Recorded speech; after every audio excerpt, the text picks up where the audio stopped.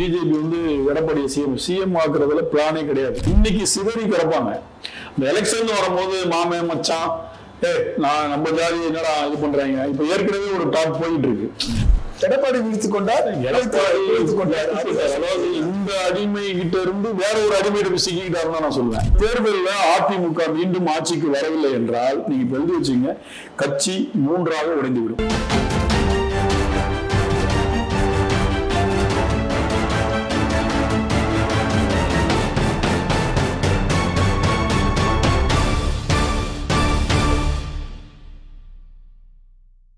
நம் தமிழ் நேயர்களுக்கு வணக்கம். இன்றைக்கு அரங்கத்துக்கு வந்திருப்பவர் பத்திரிகையாளர் காதர் அவர்கள். காதர் வணக்கம். காதர், இன்றைக்கு தெரியும் உங்களுக்கு இந்த குரு பூஜை முன்னிட்டு அங்க நடக்கக்கூடிய இந்த அரசியல் புயல் கூட சொல்லலாம், நகர்வுகள் புயல் கூட சொல்லலாம். புயல் காற்று கரெக்டா நீங்க சொன்னது. பசும்பொன் முத்துராமலிங்க தேவர் ஒரு போற்றக்கூடிய தலைவர். தமிழகம் முழுவதும் அல்ல, இந்தியா முழுவதும் உலகம் முழுவதும் போற்றக்கூடிய ஒரு தலைவர். நீங்க பசும்பொன்ல நடந்த விழா, மதுரையில் இல்ல, அங்கிருந்து ஒரு பசும்பொன்னில் நடந்த இந்த விழாவில் வருடம் அனைத்து கட்சியும் நான் நீனும் போட்டி போட்டுக்கிட்டு அட்டண்டன்ஸ் அங்கே போடுறது வழக்கம். அதையே இந்த ஆண்டும் செஞ்சிருக்காங்க. இதுல இந்த ஆண்டு வந்து ஒரு ஸ்பெஷல் அப்படின்னு பாத்தீங்கன்னா மும்மூர்த்திகள் டிடிவி தினகரன், ஓபிஎஸ் அவர்கள் மற்றும் செங்கோட்டையன், இந்த 3 பேரும் இணைந்து இன்னைக்கு பசும்பொன்னு போய் அந்த குரு பூஜையில கலந்துக்கிட்டு அது வந்து ஒரு ஒரு வித்தியாசமான ஒரு நிகழ்வா தெரிஞ்சது. அரசியல் வட்டாரத்தில் ஒரு பரபரப்பான நிகழ்வாகவும் எல்லாராலையும் பார்க்கப்பட்டது. இது சம்பந்தமா எடப்பாடி அவர்களிடம் பேட்டி கேட்கும்போது கூட அவர் ரொம்ப இல்ல, அவங்க 3 பேரும் ஒன்னா வந்தாங்க நான் கேள்விப்பட்டேன் கேள்விப்பட்டேன், ஆனா நான் என்ன பார்க்கல அப்படின்னு அவர் சொன்னாரு. அதுக்கப்புறம் அவர் பேச்சுடைய நிருபர்கள் கேட்ட கேள்விக்கு அவருடைய பதில் பாத்தீங்கன்னா ஒரு ஆதங்கம் அவர் மனதுக்குள்ளேயே இருக்குன்றது வெளிப்படையா தெரிஞ்சது. என்ன சொல்றாருன்னா, நாங்க 2021 தேர்தலில் தோத்தது காரணமே இந்த துரோகியினாலதான் அப்படின்னு ஒரு வார்த்தை சொல்லுவார். துரோகத்தால் வீழ்த்தப்பட்டோம். அப்ப வந்து அவர் ஒத்துக்கிறார். ஆரம்ப காலத்துல இருந்து அவர் சொல்லிட்டு இருக்காரு. நான் என்ன சொல்றேன், நானும் ரொம்ப நாளாவே நிறைய தொலைக்காட்சியிலையும் யூடியூப்லயும் பேசும்போது சொல்றீங்க, போன தேர்தலில் வந்து அதிமுக வந்து டைரக்டா ஒரு 26 தொகுதிகள் டிடிவி தினகரனால் தோற்கடிக்கப்படுறாங்க. ஏன்னா அங்கெல்லாம் திமுக கூட்டணிகள் 15,000, 20,000, 10,000 ஓட்டுகள் லீடிங்ல வெற்றி பெறும் அந்த இடங்கள்ல எல்லாம் பாத்தீங்கன்னா டிடிவி தினகரன் வந்து 15,000, 20,000 இந்த மாதிரியான கணிசமான ஓட்டுகள் அங்க வாங்குறாரு. அப்ப அந்த ஓட்டுகள் யாருக்கு விட வேண்டிய ஓட்டுகள் பாத்தீங்கன்னா அதிமுக வேண்டிய ஓட்டுகள். அப்போ வந்து ஒரு 26 தொகுதிகள் நேரடியாக அதிமுக வெற்றி வாய்ப்பை பறித்தவர் தினகரன்.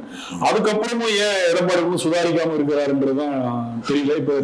இப்போ வந்து பாத்தீங்கன்னா ஓபிஎஸ் போன வாடி தனியா நின்றாரு, டிடிவி தனியா நின்றாங்க. இப்ப இவங்க எல்லாம் இணைந்து நிக்கிறாங்க. இப்ப இந்த பக்கம் கோவை மண்டலம் எடுத்துக்கிட்டா செங்கோட்டையன் தான் டாப். ஏன்னா எம்ஜிஆரோட மிகப்பெரிய விசுவாசி, ஜெயலலிதாவுடைய அவருடைய தேர்தல்கள் அவன் எங்கெங்கெல்லாம் போய் பிரச்சாரம் பண்ணணும்ன்றத ரொம்ப தெளிவா ஒரு ரூட் மேப் மாதிரி போட்டு கொடுக்கறது, எந்த இடத்துல அவங்க கார் நிக்கணும்ன்ற வரைக்கும் ரொம்ப அருமையா வடிவமைச்சு கொடுக்கறதுல செங்கோட்டையன் அவருக்கு நிகர் அதிமுக யாரும் கிடையாது. இன்னொரு கூட சொல்லலாம், எடப்பாடி அவர்களுடைய ஆரம்ப கட்ட அரசியலுக்கு பிள்ளையார் சொல்லி போட்டதும் செங்கோட்டையன் தான். ஏன்னா அந்த காலத்துல நடந்த சில வழக்கு விசாரணைகள்லாம் இவர் தான் காப்பாத்துனதா பெரிய தகவல்லாம் இருக்கு. அப்போ வந்து இவர் டாப்ல இருந்தார். எம்ஜிஆருடைய மிக தீவிர ரசிகர், மிக தீவிர கட்சி தொண்டர், முக்கிய பதவியில இருந்தார் செங்கோட்டையன். அந்த காலகட்டத்துல அப்பையில இருந்து அவர் ஒரு டாப் லீடரு. இவரை ஏன் வந்து எடப்பாடி இலக்க நினைக்கிறாருன்னு தெரியல. இன்னைக்கு கேட்ட கேள்வி பதில கூட என்ன சொல்லியிருக்காருன்னா, விரைவில் நீக்கம் உறுதி இல்ல. அதாவது அவர் என்ன சொல்லியிருக்காருன்னா, கட்சி நடவடிக்கை எடுக்கும் அப்படின்னா நீக்கமா வந்து வார்த்தையா சொல்லியிருக்காரு. கட்சி நடவடிக்கை எடுக்கும், யாரு தவறு போனாலும் நடவடிக்கை எடுக்கும்ன்றது சொல்லிட்டு 2 நாட்களுக்கு முன்பாக வந்து இதே ஓபிஎஸ் அவர்கள் செய்தியாளரை சந்திக்கும் போது மீண்டும் வந்து திமுக தான் ஆட்சி அமைக்க அப்படின்னு சொல்லியிருக்காரு. அது நான் சொல்லல, மக்கள் சொல்லியிருப்பாங்க அப்படின்னு சொல்லி ஒரு வார்த்தை. அவர் வந்து எப்படி சொல்லியிருக்காருன்னா, இப்ப இருக்கிற அலையன்ஸ் கூட்டணிகள்லாம் வச்சு பார்க்கும்போது திமுக பலமா இருக்கு, அப்படி பார்த்தா திமுக தானங்க திரும்பி வரும் அப்படின்ற மாதிரி ஒரு யதார்த்த தோணியிலும் உள்கருத்தும் சொன்னாருங்களா, இவங்க முற்றிலும் வந்து திமுக டீம் அப்படிதான் அது எப்போதுமே பதிவு பண்ணி. இப்ப வந்து பாத்தீங்கன்னா அது ரொம்ப நாளாவே இருக்கு. இந்த ஏ டீம் பி டீம்ன்றது ஆரம்பிச்சு சார் என்னை பொறுத்த வரைக்கும் என்னன்னா, இப்போ ரெண்டு விஷயத்தை பார்க்கலாம். அதாவது வந்து இபிஎஸ் கையில வந்து முழுமையா வந்து அதிமுக வந்து கட்டுப்பாட்டுக்குள் வந்துருச்சு, அது எல்லாருக்குமே தெரியும். இன்னைக்கு தமிழ்நாடு முழுக்க இருக்கக்கூடிய அத்தனை மாவட்டத்துடைய செயலாளர்களும் அவரோட தான் இருக்காங்க. அதிமுக அவருக்கு தான். ஜெயலலிதாவுக்கு பிறகு வந்து 4 ஆண்டு தமிழகத்தை ஆண்டு இருக்காரு. தொடர்ச்சியா வந்து அந்த கட்சியை வந்து எத்தனையோ சோதனை காலகட்டத்தில் வந்து பிஜேபியோடு இருந்து அந்த பிஜேபியினுடைய உறவுகளை வளர்த்து அந்த கட்சியை காப்பாற்ற பெருமை வந்து இபிஎஸ்க்கு தான் இருக்கு. இந்த 3 பேருமே அதிமுகவில இருந்து வெளியில வந்து 3 பேருமே நீங்க சொன்னா போல வந்து வெற்றி வாய்ப்புகள் வெளியே வரல. அதிமுகவில இருந்து நீக்கப்பட்டவர்கள். ஆமா, நீக்கப்பட்டவர்கள் வச்சுக்கலாம். வெற்றி வாய்ப்புகள் குறைவு. அப்புறம் வந்து நீங்க சொன்ன காரணத்துல வந்து இந்த இன்றைக்கு இருக்கிற சூழ்நிலையில வந்து அது பெருசா வந்து பாதிக்காதுதான் நான் நினைக்கிறேன். இல்ல நீங்க வந்து நம்ம தமிழ்நாட்டுடைய அரசியல் கட்டமைப்புன்னு பாத்தீங்கன்னா, நம்ம ஜாதி இல்ல மதம் இல்ல அப்படின்னு பேசுவோம். ஆனா அந்த ஜாதின்ற அடிப்படை தென் மாவட்டங்கள்ல வந்து எப்போதுமே இல்ல இருக்காங்களா. அதே இதுலதான் முக்குளத்தூர் சமுதாயத்தை சேர்ந்த ஆர்மி உதயகுமார் இருக்காரு. அதுக்கு அடுத்தது வந்து திண்டுக்கல் சீனிவாசன் இருக்காங்க. நிறைய பேர் இருக்காங்களே. அது இருக்காங்க. எப்போதுமே அதிமுகவுடைய பலமே வந்து தென் மாவட்ட தேவதமன் சொல்லுவாங்க. டிவி தினகரன் அப்படின்னு ஒரு பிம்பம் எங்க உருவாயிடுச்சுன்னா, ஆர்கே நகர் தொகுதியில இவங்க எல்லாம் ஒன்னா இருக்கும் பொழுது தேர்தலை சந்திச்சாரு. அப்போ மிகப்பெரிய ஒரு எழுச்சி. டிடிவி தினகரனுக்கு மிகப்பெரிய ஒரு செல்வாக்கு இருக்கு. அதே பிம்பலத்துலதான் அது அம்மா முன்னேற்ற கழகம் சொல்லிட்டு கட்சி ஆரம்பிச்சார கண்டி. இப்போ இருக்கிற நிலைப்பாடுன்னு சொல்லிட்டு பார்த்தோம்னா எனக்கு வந்து அது பெருசா தோணல இருக்காது. இப்போ உங்களுக்கு அது அப்படி தெரியும். அவங்களுடைய ஒர்க்கு இப்போ கொஞ்சம் கம்மியா இருக்கிறதுனால தெரியும். பிஜேபியில இருந்தாங்க, அவங்க கூட டிராவல் பண்ணிட்டு இப்போ திடீர்னு வெளியில வந்திருக்காங்க. வெளியில வந்து இப்போ திரும்பி எலெக்ஷன் கிட்ட வரனால இப்போ போக்கஸ்டா அவங்க ஒர்க் பண்ண ஆரம்பிக்கிறாங்க. அவங்களுடைய டார்கெட்டு என்னன்னு பாத்தீங்கன்னா, டிடிவி கூட நீங்க பேசுறதா பேசுறீங்கன்னா, துரோகி திரும்பி வரக்கூடாது, துரோகத்தை வீழ்த்துவதற்காக நாங்க 3 பேரும் ஒன்றிணைந்துள்ளோம் அப்படின்னு தான் நீங்க பேட்டி கொடுத்திருக்காரு. அப்ப அவருடைய கணக்கு என்னன்னா, யாரு வேணாலும் சிஎம் ஆவாங்க, எடப்பாடி மட்டும் வரக்கூடாது அப்படின்றதுல ரொம்ப தெளிவா இருக்காரு டிடிவி. இல்ல அதுதான் இப்ப அதாவது டிடிவி வந்து நினைச்சா மக்கள் நினைக்கணும்ல. அதிமுக தொண்டர் வந்து முழுமையா வந்து எடப்பாடியை ஏத்துக்கிட்டாங்க. கண்டிப்பா. அப்படி இருக்கும்போது அவங்க நினைச்சா என்ன இருக்கு, ஓட்டு போடுறது வந்து அதிமுக தொண்டை தானே. நீங்க சொல்றது அதெல்லாம் கரெக்ட் சார். அப்ப வந்து அதிமுக கிட்ட தானே அந்த கட்சி. எம்பி தேர்தலில் இவங்களுடைய பாதிப்பு பெருசா இருக்காது. ஏன்னா 6 லட்சம் 5 லட்சம் ஓட்டு போலிங் ஆகுறதுல வந்து இவங்க எல்லாம் வந்து 30,000 40,000 காணாம போயிடுவாங்க. ஆனா போன 21 தேர்தலில் நடந்தது திரும்பி 26 நடக்கிறதுக்கு வாய்ப்புகள் இருக்கு. என்ன காரணம் அப்படின்னா, இன்னைக்கு சிதறி கிடப்பாங்க. இந்த எலெக்ஷன் வரும்போது மாமே மச்சான் நான் நம்ம ஜாதி என்னடா இது பண்றாங்க. இப்ப ஏற்கனவே ஒரு டாக் போயிட்டு இருக்கு. போன வாட்டி தேர்தலையே ஒரு தென் மாவட்டத்துல பெருசா அதிமுக வெற்றி பெற முடியல. கொங்கு மண்டலத்துல மட்டும்தான் அவங்க மெஜாரிட்டியா ஒரு 45-50 இடத்துக்கு மேல ஜெயிச்சாங்க. அப்ப தென் மாவட்டத்தை விட்டுட்டாங்க. அப்ப அது காரணம் ஓபிஎஸ் டிடிவிஎஸ் எல்லாம் வெளியில போட்டு ஒரு டாக் போச்சு. உங்களுக்கு தெரியும். அப்படி வந்து ஒரு செல்வாக்காக இருந்தக்கூடிய ஒரு தலைவர் ஓபிஎஸ் இருந்தாலும் சரி, அவர் எம்பி தேர்தல் இருக்கும்போது ஒட்டுமொத்த அவங்க சாதியர்கள் வந்து தூக்கி பிடிச்சிருப்பாங்கல்ல. கண்டிப்பா. அதாவது ஓபிஎஸ் வந்து அது ஒரு கேம். தேனி பெரியகுளம் சொந்த தொகுதியை விட்டுட்டு அவரை கொண்டு போய் ராமநாதபுரத்தில் நிக்க வைக்கிறாங்க. ராமநாதபுரத்துல ஃபேமஸா இருக்கிற ஆளை கொண்டு வந்து இங்க நிக்க வைக்கிறாங்க. சென்னையில உள்ள ஆளை கொண்டு போயிட்டு சிவகங்கையில நிக்க வைக்கிறாங்க. பிஜேபியோட அஜெண்டா அது என்னன்னா, இவங்க யாருமே ஜெயிக்க கூடாதுன்றது ஒரு கான்செப்ட். தேனியில ஓபிஎஸ் நின்று இருந்தாருன்னா அவர் மகன் தனியா ஜெயிச்சாரு. 39 இடத்துல எல்லா இடமும் தோக்கும் போது ஓபிஎஸ் மகன் மட்டும் ஜெயிச்சாருல. அப்ப ஓபிஎஸ் ஜெயிச்சிருக்க மாட்டாரா தேனியில நின்று இருந்தா? கண்டிப்பா. அவரை ஏன் கொண்டு போய் ராமநாதபுரத்துல போறாங்கன்னா, ஓபிஎஸ் ஜெயிக்க கூடாதுன்னு தான். அந்த பெரும்பான்மையினர் வந்து இஸ்லாமியர்கள். ராமநாதபுரம் தொகுதியில பெரும்பான்மையர் இஸ்லாமியர்கள், மற்றும் அதுக்கப்புறம் தேவர் கம்யூனிட்டி எல்லாமே இருக்காங்க, கலந்துருக்காங்க. அந்த 50% சொன்னா இஸ்லாமியர்கள் சொல்லலாம். ஏன்னா அந்த ராமநாதபுரம் மாவட்டம் எடுத்தீங்கன்னா இளையாங்குடி இதெல்லாம் வரும் உங்களுக்கு. பரமக்குடி அந்த பக்கம் இதெல்லாம் சேர்ந்து வருது இல்லையா? அப்ப வரும்போது தெரிஞ்சே ஒரு பிள்ளை இருந்து அப்படி இருந்து ஒரு மெஜாரிட்டியான ஓட்டு வாங்கினாரு. பட் ஆனா ஜெயிக்க முடியாதுன்னு அவருக்கே தெரியும். அப்புறம் இன்னொரு கணக்கு கூட நம்ம பார்க்கலாம். அதாவது எப்படின்னா கடைசியா நடந்த சட்டமன்ற கூட்டத்தொடர்ல வந்து அதிமுகவுக்கு ஆதரவா தான் வந்து செங்கோட்டையன் வந்து பேசினாருங்க. அந்த கருப்பு பேட்ச் எல்லாம் கொடுத்துட்டு அதிமுக ஆதரவா திமுகவுக்கு எதிரான குரல்களை வந்து எழுப்பிட்டு இருந்தாரு. 2 நாட்களுக்கு முன்பு வரைக்கும் வந்து அது போல ஒரு அஜெண்டாவே அவங்க 3 பேர் சந்திக்கிறதே இல்லை, எந்த தகவல் இல்லை. இன்னொரு விதத்துல பார்க்கும்போது பாஜக வந்து ரொம்ப தீவிரமா வந்து விஜயோடு பேச்சுவார்த்தை பண்ணி அதிமுகவும் பல்வேறு கட்ட பேச்சுவார்த்தைகளை படுத்தி பேசி அங்க வந்து விஜய் முடியாதுன்னு சொன்ன ஒரே காரணத்துக்காக தான் வந்து இப்படி ஒரு அந்தர் பெல்டி. ஏன்னா வேற வழி இல்லைன்னு சொல்லிட்டு பிஜேபி என்ன பண்ணாங்கன்னா ஒன்றிணைந்தால் மட்டும்தான் அதிமுக வெற்றி பெறும் சொல்லிட்டு மறுபடியும் அந்த அரசியல் பிளே பண்ணியிருக்காங்களா அப்படின்னு ஒரு சந்தேகம் வருது. அது கரெக்டா? பிஜேபி எப்போதுமே அதோடைய ஸ்ட்ராட்டஜி என்னன்னு பாத்தீங்கன்னா, அதிமுகல இருந்து எடப்பாடியை சிஎம் ஆகிற பிளான் எல்லாம் பிஜேபி கிடையாது. அது நல்லா தெரிஞ்சுங்க. நிறைய பேர் வந்து என்ன நினைக்கிறாங்கன்னா, பிஜேபி வந்து எடப்பாடியை சிஎம் ஆக்குறதுல பிளானே கிடையாது. அவங்களுக்கு அதிமுக தமிழ்நாட்டில் அழியணும், அழிந்தால் ஒழிய நம்ம இங்க அரசியல் பண்ண முடியும். இப்ப எப்படி பீகார்ல நிதிஷ்குமாரோட போகும்போது ஃபர்ஸ்ட் 40 வரும், அடுத்த தேர்தலில் 50-50 நிதிஷ்குமார் வந்து பாதியோட ஜெயிக்கல, இவங்க 100க்கு மேல ஜெயிச்சாங்க. ஜெயிச்சாலும் நிதிஷ்குமார் வந்து நீ வந்து சிஎம் ஆறினாங்க. இந்த தேர்தலில் அவரை சிஎம் கேண்டிடேட் அனௌன்ஸ் பண்ணவே இல்லை. இதுதான் பிஜேபியோடைய ஸ்ட்ராட்டஜி, அஜெண்டா. முதல்ல நல்லபடியா வருவாங்க, 2வது கொஞ்சம் அப்படி இடம் கொடுப்பாங்க, 3வது நான் சொல்றதுதான் நீ கேட்கணும். இதுதான் அவங்களுடைய எப்படி இந்தியாவில வந்து தன்னுடைய கம்பெனி நிறுவனங்கள் அதே பாணியில தான் பிஜேபி வருது. அதேதான், அதே சேம் பேட்டர்ன் தான். அப்ப இப்ப ஏன் வந்து இப்ப தேஜஸ்வி யாதவ் வந்து சிஎம் கேண்டிடேட்னு இந்தியா கூட்டணியில் அறிவிச்சு தேர்தல் சந்திக்கிறாங்க. திரும்பி ஏன் நிதிஷ்குமார் அறிவிக்காம தேர்தல் சந்திக்கிறாங்க? நிதிஷ்குமார் தான் சிஎம்னு அவங்க சொல்லாம 2 வாட்டி அவங்க சிஎம் கேண்டிடேட் இருந்தவர் தானே. இல்ல இதுல வந்து அவர் தெளிவா தானே பேசியிருக்காரு. அமித்ஷா வந்து என்ன சொல்லியிருக்காருன்னா, சிஎம் வந்து எடப்பாடி தான், எடப்பாடியோடு வந்து நீங்க வந்து தேர்தல் முடிவு பண்ணுவோம் ஆரம்பத்துல இருந்து பேசியிருந்தாரு. அவர் இங்க வந்து 4-5 மீட்டிங்ல பாத்தீங்கன்னா நாங்க இன்னும் சிஎம் சொல்லுவோம், வெற்றி பெற்ற பிறகு சொல்லுவோம் அப்படின்னு தான் அறிவிச்சிருந்தாரு. அதுக்கப்புறம் சில நெருக்கடிகள், சில மன கஷ்டம் அதெல்லாம் பார்த்துட்டு சரி ஒரு வார்த்தை சொல்லிவிட்டு போவோம் அப்படின்னு சொல்லிட்டு போயிருக்காங்க. விஜய் வந்து இந்த கூட்டணியை இழுக்கிறதுக்கு கூட்டு வரணுன்றது அது கரூர் சம்பவத்துக்கு முன்னாடி நடந்த விஷயம் தான். நம்மளே நிறைய வாட்டி பேசியிருக்கோம்.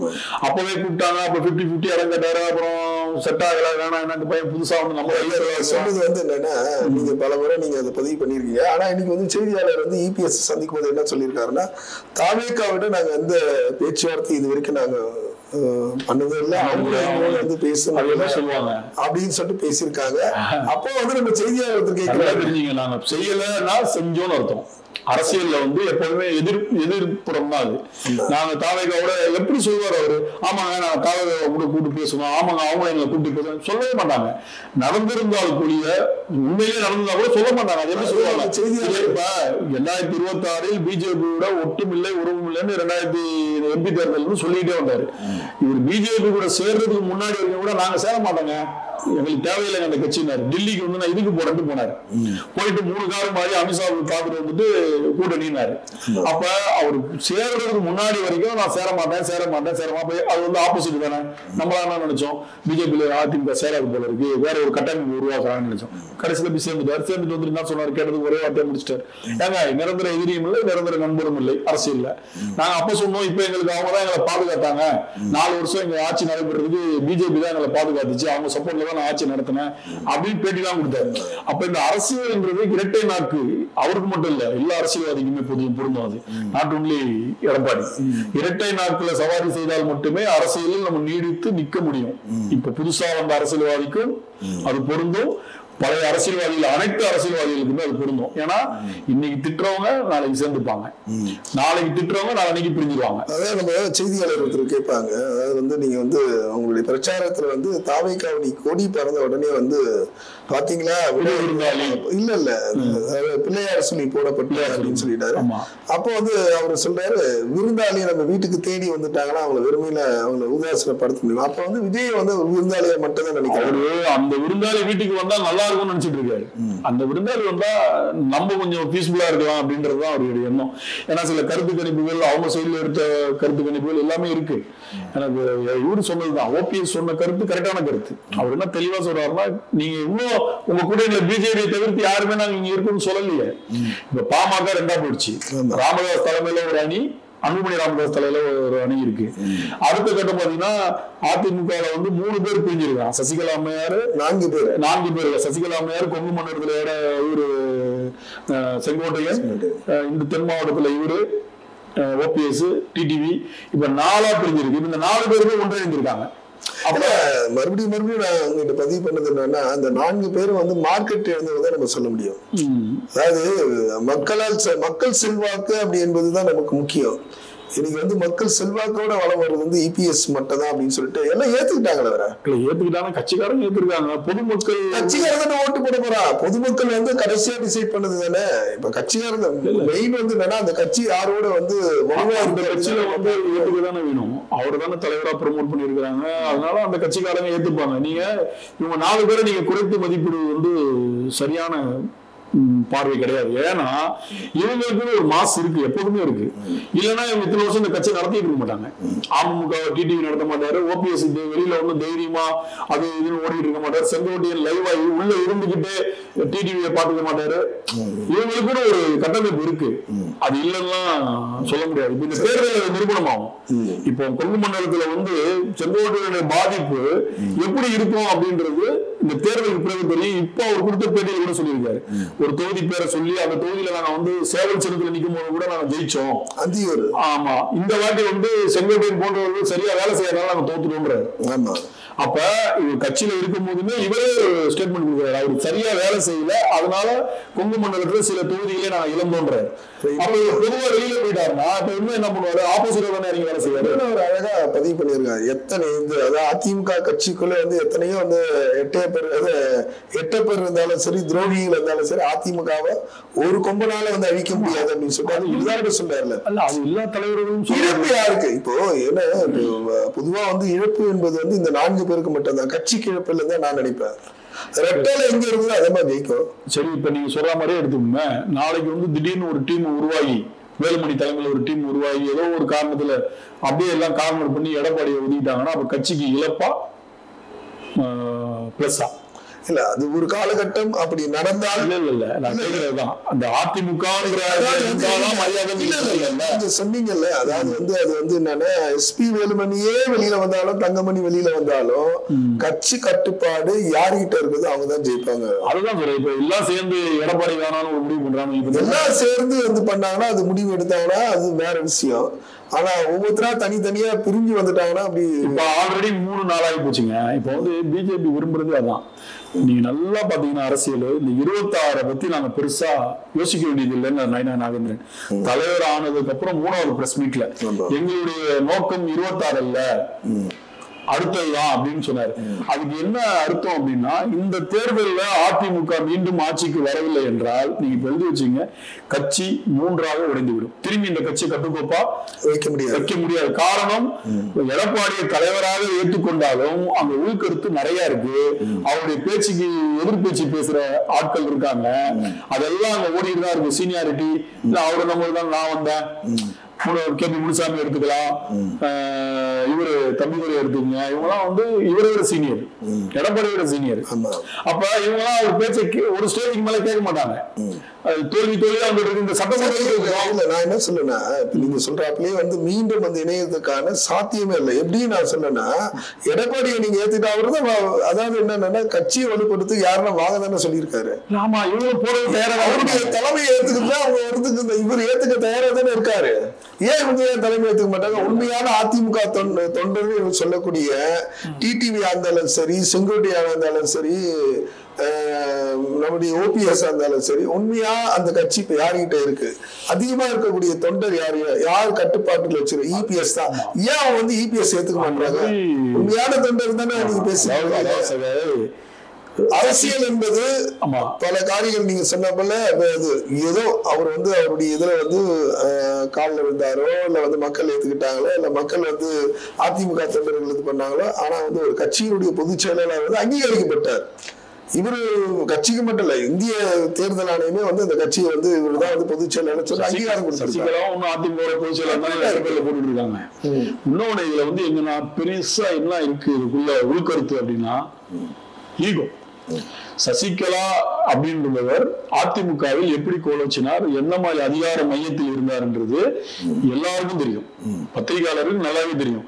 இப்ப எடப்பாடியா இருக்கட்டும், ஓபிஎஸ் இருக்கட்டும், டிடிவியா இருக்கட்டும், அடுத்த கட்ட 2ஆம் கட்ட தலைவர்கள் எல்லாமே ஜெயலலிதா அம்மையாரை வந்து பார்க்கவே முடியாது. சசிகலா அம்மையாரை பார்த்தாதான் வேலையை நடக்கும்ன்றது 91 இருந்து 89 91 இருந்து அந்த அம்மையார் இறக்குற வரைக்கும் ஆளுமை யாருன்னா சசிகலா தான்.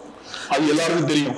அப்ப அப்படி இருக்கும்போது சின்னம்மா சின்னம்மா சின்னம்மா நம்ம பின்னாடியே சுத்தி நம்ம பார்த்து சரி நீ சிஎம் ஆகுன்னு சொல்லி, அன்னைக்கு சசிகலா இல்லைன்னா இவர் சிஎம் ஆயிருக்க முடியாது. இப்ப எல்லாம் என்ன வேணாலும் பேசலாம். அந்த அம்மா சொன்ன அந்த ஒரு வார்த்தைக்கு கட்டுப்பட்டுதான் அனைத்து எம்எல்ஏக்களும் கையெழுத்து போட்டு இவரை சிஎம் ஆகுறாங்க. சசிகலாங்க ஒரு கேரக்டர் இல்லைன்னா யாரு கேட்டிருப்பான்? அப்பவே தப்பிச்சு ஓட பார்த்தாங்க, பின்னாடி பூச்சி ஓடுறவங்க எல்லாம் பிடிச்சி இழுத்துட்டு வந்தாங்க. நம்ம செய்தித்தாள்ல படிச்சிருக்கோம், எல்லாம் பண்ணிருக்கோம். இப்ப அந்த ஈகோ தான் நம்ம பார்த்து கொண்டு வந்து ஒருத்தரை வச்சோம், நம்ம பின்னாடியே வாயை புத்தி கையை புத்தி தலையை பெண்டு பண்ணி பேசுறோம். வந்து இப்ப பேசுறாருன்றது ஈகோ தான். தினகரன்லாம் இவ்வளவு போர்ஸா பேசுறதுக்கு அதுதான் காரணம். ஏன்னா அவர் சிஎம் இருக்கும்போது என்ன பண்ணாரு, ஓபிஎஸ் சிஎம் இருக்கும்போது என்ன பண்ணாரு, அவர் வீட்டு வாசல்ல போய் கான்வாய் நிற்கும். நம்ம கேள்விப்பட்டிருக்கோமா இல்லையா? கண்டிப்பா கண்டிப்பா. எடப்பாடி சிஎம் இருக்கும் போதுமே டிடிவி தினகரன் வீட்டு வாசல்ல போய் கான்வாய் கொஞ்ச நேரம் நின்று அவர் அப்படியே பார்த்துதான் சட்டமன்றத்துக்கு வருவாருன்னு நம்ம பரவலா கேள்விப்பட்டிருக்கோம், செய்திகள் வந்திருக்கு. அப்ப அப்படி நம்ம கிட்ட இருந்தால் வந்து இப்ப கட்சியை கைப்பற்றினா நம்ம போய் நின்றுவோமா? அந்த ஈகோ தான் எங்களுக்குள்ள ஓடிட்டு இருக்கு. எவ்வளவு காலம் தான் அடிமையா இருக்குது. இவங்க எடுத்துக்கிட்டது அது. அதாவது இல்ல எம்ஜிஆர் சொல்வாரு, விழித்து கொண்டவர் எல்லாம் பிடித்துக் கொண்டாருன்னு. எடப்பாடி விழித்துக் கொண்டார். அதாவது இந்த அடிமை கிட்ட இருந்து வேற ஒரு அடிமையிட்ட சிக்கிக்கிட்டாருன்னு நான் சொல்லுவேன். அவர் இன்னும் இண்டிபெண்டா கிடையாதுங்க. இன்னும் ஒரு சில நெருக்கடிக்குள்ளதான் இருக்காரு. வெளியில பேசுறாரு கொள்றாரு தவிர, ஆனா அவருக்கு நிறைய நெருக்கடிகள் உள்ளுக்குள்ள இருக்கு. அவர் சம்பந்தமான இடி ரைடு கேஸ் இருக்கு. அவர் பையன் மேல சில வழக்குகள் இருக்கிறதா சொல்லப்படுது, இடி சம்பந்தமா. இந்த மாதிரி சில நெருக்கடிகள், இந்த மாதிரி வழக்குகளை வச்சு நெருக்கடினால அவரு, ஏன்னா அவருடைய ஸ்பீச் நீங்க 2 வருஷத்துக்கு முன்னாடி கேட்டிருந்தீங்கன்னா எம்பி தேர்தல்ல ரொம்ப ஆக்ரோஷமா இருக்கும். பிஜேபி பத்தி ரொம்ப ஆக்ரோஷமா பேசியிருக்காரு. அதாவது நம்ம அதை கேட்கும்போது இனி ஜென்மத்துக்கு அதிமுக பிஜேபி சேராதரா அப்படின்னு நம்ம நினைச்சோம். பட் அப்படியே அண்டர்பிலிட்டி மாதிரி போனோம்னா அது சில நெருக்கடிகள் இருக்கு. அது நிறைய அமைச்சர்களுக்கு அந்த நெருக்கடிகள் இருக்கு. வேற வழி இல்ல, இவங்க கூட போயிடலாம், நீ கூட போறதுக்கு நீ கூட போயிடலாம் அப்படின்றதுதான் கான்செப்ட். பட் ஆனா இவர் வந்து இந்த தேர்தல்ல பெரிய லெவல்ல ஒரு கூட்டணி அமைத்தால் மட்டுமே திமுக என்ற மாபெரும் அந்த டீமை இவங்களால அசைச்சு பார்க்க முடியும். இல்லைன்னா 2021 ஒரு 75 இடம் கூட்டணி 70 சம்திங் ஜெயிச்சாங்க கூட்டணியோட. அதை விட இந்த தேர்தலில் பாதி தான் ஜெயிப்பாங்க இவங்க சரியான கூட்டணி இல்லை என்றால். நிச்சயமா. அதாவது இன்றைக்கு வந்து இந்த அரசியல் புயல் என்பது, உட்கட்சியினுடைய புயல் என்பது கரை கடக்குமா இல்லையா என்று நாம் பொறுத்திருந்து பார்க்கும். காதர், நன்றி. நன்றி சார்.